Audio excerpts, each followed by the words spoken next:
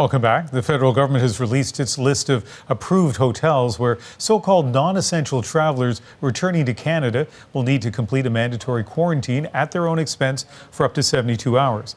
Well, tonight we're learning those rooms will cost just over $300 a night. That is less than the $2,000 total bill the Prime Minister had been warning about. The quarantine is in place for a very important purpose. It allows for the clearing of a PCR test for a person to be tested for COVID. Almost a year into the pandemic, and these are Ottawa's strictest measures yet, meant to slow the spread of the variants of concern. But for some Canadians still abroad, it still feels like a step too far. There's got to be a solution and a better way than to make life this difficult. As a small business owner that also operates in the US, I am concerned about the mandatory hotel stay. It's also left the travel industry scrambling. As travel consultants, we are struggling to assist our clients while also following government guidelines. So what's it like to navigate these new restrictions? Richard Vanderlubbe is the president of a travel agency, tripcentral.ca. Rohan Jumani flew to India earlier this month to be with his dying father. He plans to return to his wife in Toronto next week. And because of the time difference, we spoke to him earlier today before the updated quarantine costs were made public. Well, thanks to both of you for joining us. And Rohan, let me start with you. What was your reaction when you first heard about the new rules, particularly the mandatory hotel quarantine?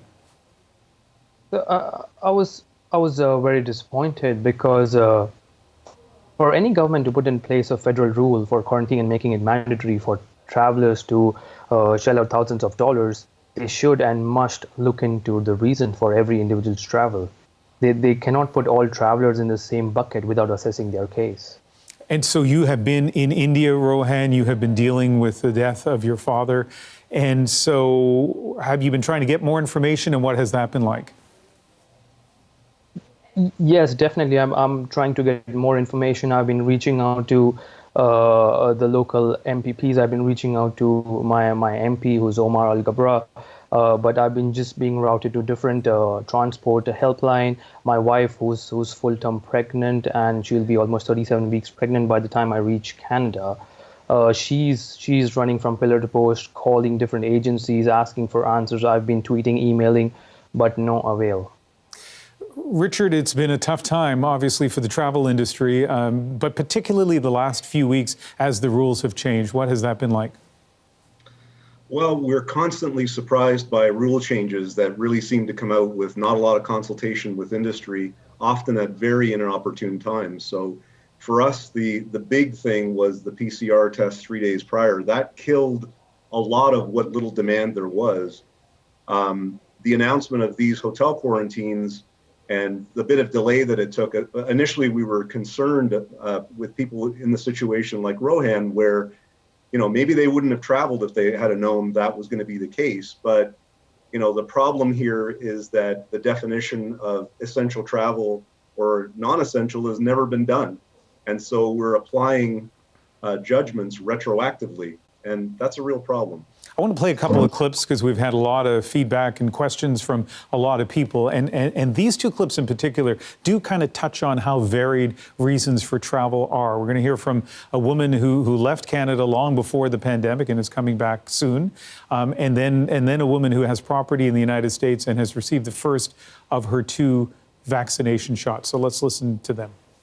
I've been teaching in South Korea for the past 2 years. My contract is up, and I planned to come home and quarantine safely, but I didn't budget for this quarantine cost. We feel it is unreasonable for the Government of Canada to mandate returning Canadians who have had the vaccine to provide any PCR testing or quarantine as per the CDC guidelines, and Dr. Fauci stating that we do not. So Richard, as you hear the stories from those 2 women, what's your reaction? My reaction is a lot of this is very arbitrary. I don't really believe there's data to support this. I think it's politically popular. And I think it's stemming from the politicians and healthcare senior management that were traveling while we were locked down. Supposedly this was to control variants, and yet, how this has been implemented, I think it's been designed to reduce the demand for travel, and it's done a good job of that. but it's unfair to the people that are stuck in the middle of it. Rohan, I suppose the position from the government in your case would be they would have compassion for your travel circumstances and sympathy for the death of your father, but they're trying to control infection rates and they're concerned that people coming from other parts of the world might bring COVID with them. How would you respond to that, Rohan? Well, first of all, we are not allowed to board the flight without the negative PCR test. And secondly, I know they are allowing people on compassionate grounds and exemption from hotel quarantine as well as 14-day quarantine. So how is my situation different? They just exempted 750 Olympics and their Olympic nationals and their support team a few weeks ago. And Richard, I saw you sort of shake your head when I asked the question, and so you don't buy that premise in terms of this having to be done as an infection control measure. Look, this virus is passed person to person. There's nothing to say it comes from abroad. It's in the community, and all of the rationale for testing, rapid testing, whatever these solutions are to cut transmission rates, but not necessarily eliminate it.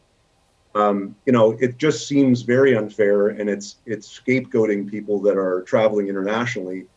I just think it's really optics more than based on real data. But to be fair, I've talked to a lot of infectious disease doctors, and they did like the idea in January of government saying, look, we need to travel less, even within the country, but especially outside.